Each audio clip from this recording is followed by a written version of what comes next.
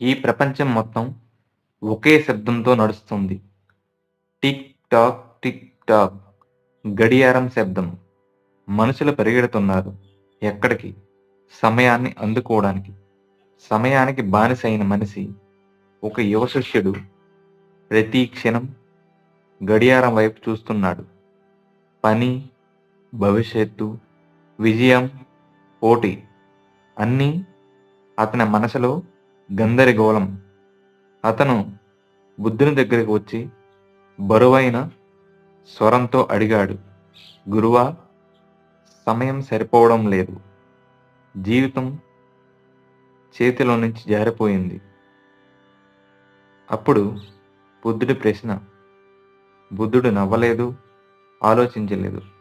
కేవలం అడిగాడు, నువ్వు గడియారం లేకుండా ఒక్కరోజు జీవించగలవా?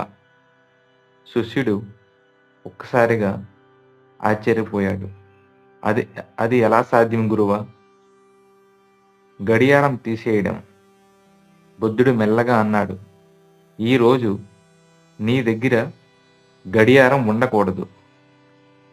సూర్యుడిని చూడు, ఆకలిని విను, అలసటను గమనించు. సమయాన్ని కాదు, జీవితాన్ని అనుసరించు. శిష్యుడు సందేహంతో అంగీకరించాడు. మొదటి సహనం. ఉదయం గడియారం లేదు. ఇప్పుడు ఎంత సమయం? నేను ఆలస్యమవుతున్నానా? మనసు అశాంతంగా ఉంది. కానీ సూర్యకాంతి ముఖంపై పడింది. పక్షుల శబ్దం వినిపించింది. అతను తొలిసారి ఆ శబ్దాలను గమనించాడు. క్షణంలో జీవించడం.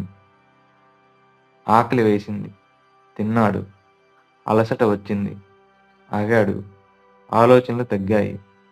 ఎవరితో పోటీ లేదు, ఎక్కడికి పరుగులు లేవు. అతను జీవిస్తున్నాడు, సమయాన్ని కాదు. బుద్ధుని బోధ. సాయంత్రం శిష్యుడు తిరిగి వచ్చాడు, కళ్ళల్లో శాంతి. బుద్ధుడు అడిగాడు, ఈరోజు ఎలా ఉంది? శిష్యుడు మెల్లగా అన్నాడు, ఇది నా జీవితంలో అతి పొడవైన రోజు గురువా, కానీ అతి ప్రశాంతమైనది కూడా.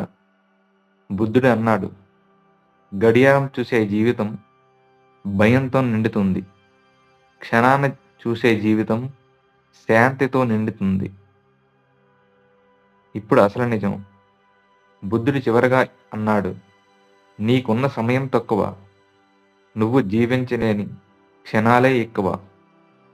భవిష్యత్తు కోసం ఈ క్షణాన్ని కోల్పోతే నువ్వు ఎప్పటికీ జీవించలేవు.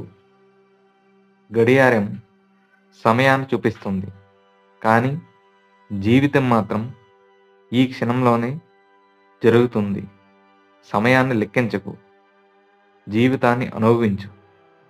ఈ వీడియో నచ్చితే మా ఛానల్ని సబ్స్క్రైబ్ చేసి సపోర్ట్ చేసి మరిన్ని వీడియోల కోసం బెల్ ఐకాన్ని ప్రెస్ చేయండి.